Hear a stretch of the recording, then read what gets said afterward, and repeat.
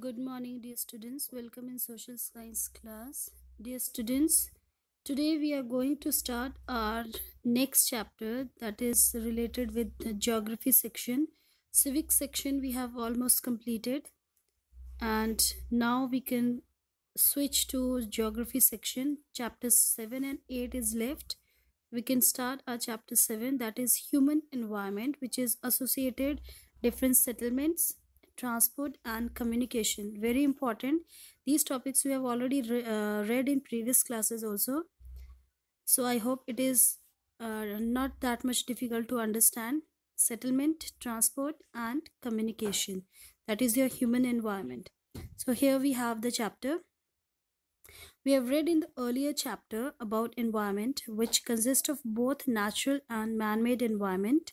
In this chapter, we will study about specific aspects of human environment related to settlements, transportation, and communication that is associated with this. Settlements means the habitation area or the group of houses where the people were uh, living, and transportation means different ways of transports and the communication, even the different ways we have discussed in previous chapter also, the ways of interaction, how the people were interacting in earlier period of time, and now how it is going to be changed. So first we have here settlement. Settlement means a cluster or groups of houses. Settlement is the primary residence of human beings or human society. In ancient times, human beings led a life of food gatherers and moved from one place to another in search of food. These things you have already read in small classes or junior classes also, that how the early man they were living in different areas and how they were settled down themselves in later stages. They did not have a permanent settlement and hence lived in a nomadic life. Yes, it was, they were searching food as well as the habitation, and they were just moving one place to another in different facilities, for different facilities. Thus, these settlements were temporary. It was not permanent because they were just moving one place to another in different things, like they were completely dependent on the environment to satisfy the basic needs of food, shelter and clothing. They were not having proper food that time. They were simply hunting the animals and eating the raw meat. Then shelter, wherever they were getting any caves or somewhere else, they were living over there, and thus their settlements were temporary. In the post-Stone Age, human beings learned the art of agriculture and farming, and later on, it was a great discovery, we can say that, in human beings' life. The post-Stone Age, you have read in sixth standard also about the prehistoric and Mesolithic and Neolithic time period. Gradually, the concept of settled life came into being. The shelters were built near the areas where and could be cultivated for temporary stay. The settlement were made with the help of branches of trees and were covered with leaves. The small huts they were started making, and they were staying near the river area so that they can get each and every facility in a one place. And after the Stone Age, settlements were occupied seasonally.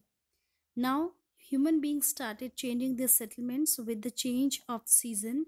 Yes, because during winters they want the covered area, even the rainy season also they want a shelter also, so that they can make them save themselves safe from the heavy rainfall, or in a winters also. Sometimes they were required a better place in summers also. In those areas where climatic conditions were suitable, the number of settlements were more and clustered there. Cluster means gathered in a group. Here are the different stages of invention of wheel. Earlier they were using the rollers, then after the sledge, and then sledge on rollers. And then after sledge on groove roller, roller joined to sledge, and sledge joined to axle. Many new things they were introduced so that they can get the maximum benefits. The discoveries of fire, iron and wheel. It is very important. Fire, they started eating the cooked food, iron and wheel. They have started making the roller sledges also. A big step towards the civilization means new era which they have started. The tools became more sophisticated and farmers started cultivating crops near the river banks like Nile or Indus Valley. And it was a great step, we can say, that they have taken in the uh, through the civilization. With the passage of time, human beings learned new ways of farming as well. Slowly and gradually, they started learning farming or agriculture and staying near the water bodies so that the agricultural land can get irrigational facilities, and they can also stay in a one place to look after their crops. Now they started living a settled life as crops required constant care throughout the cropping period, and they were not required to wander in search of food and could afford to settle down at one place. That's why they were living in a one place. Hence building of permanent shelters, domestication of animals, and later on they have started domestication of the animals also, or the cattle rearing also. And use of clothes made of fiber became a part of human life. Otherwise they were using only the leaves to cover their body, and sometimes they were naked. With the advancement of science and technology, human beings have been able to modify the natural environment as per their needs. And now the settlements protect the human beings from the temperature, chilly winds, rough terrain.